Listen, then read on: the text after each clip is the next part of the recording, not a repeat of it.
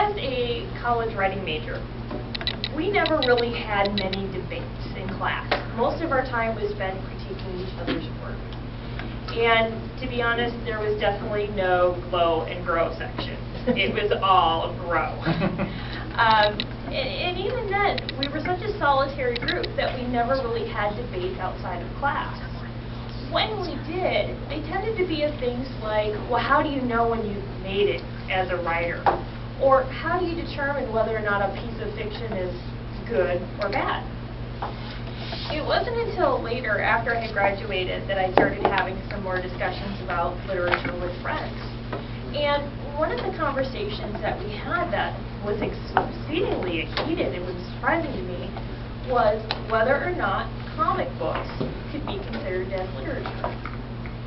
And after a while, I began to realize that once you break it down, once you put the emotion aside, once you stop being able to think about comparing Superman to, say, Moby Dick, and you break it down analytically, really, there is no other conclusion to come to that comic books are indeed literature.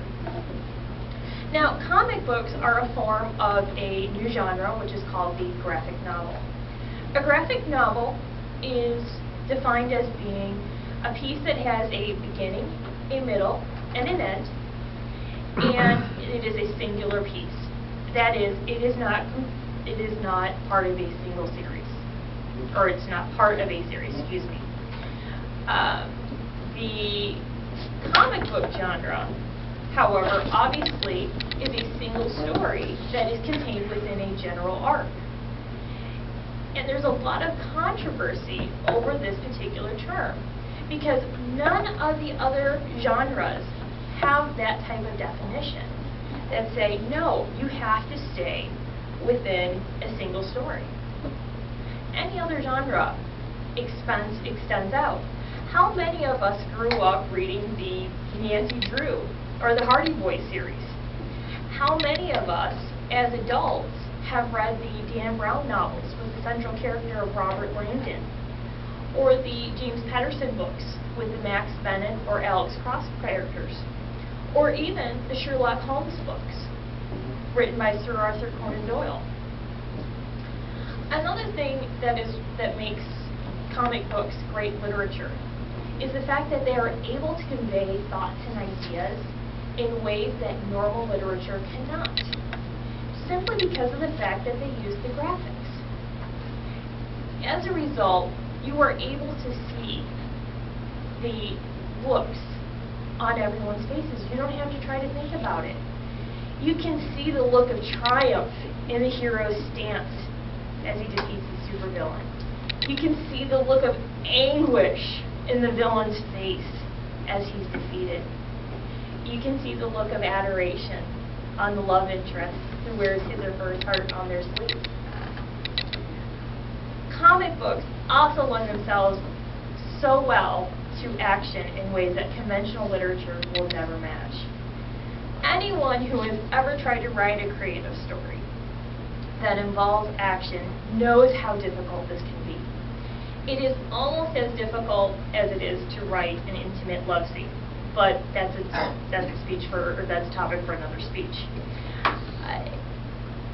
What is great about with conventional literature, you are forced to try to make the reader feel that they are being shown the dramatic events, that they are not being told about them. When you have a comic book, all you simply need to see is the picture of the action. You can see the fist connecting with the jaw, or you can just see the jagged PAM or plow, and that's all you need to see. That's part of the reason why comic books lend themselves so well into movies. The storyboard has already been created. All that the screenwriters and directors need to do is follow along. Another reason that comic books are to be considered as great literature is also because of the fact that they are no longer simply about superheroes. Art Spiegelman wrote a series called Boss, which was actually a retelling of the Holocaust. And this actually won a Pulitzer Prize in the early 1990s. This really redefined the comic book genre. Scholastic Books has actually started recognizing comic books as a great way to help children to develop their reading skills. And they have started offering a series by John Cross called Bone, which is a Lord of the Rings type thriller involving three central characters. There is, I spoke to Tom from Aberrations Comic Books and Books, and he was telling me about, he was reading a series called the Essex County Trilogy, which is a seemingly simple story about people of Essex County. And he said, when I first started reading, I thought, why the heck would I care about two brothers and a hockey team? But by the end of the story, I was just so choked up. Now, 9 out of 10 people in Japan actually read a comic book a week.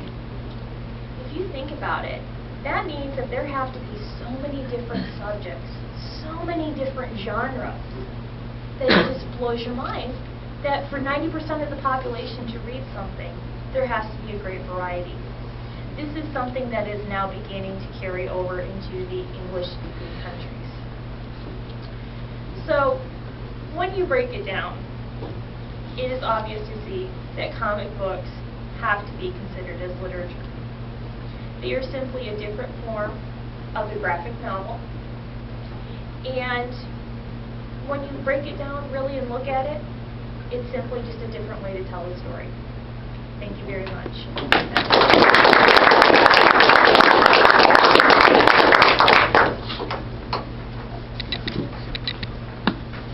Let's put 1 minute on the clock for the comments, and I'm looking for the comment pocket.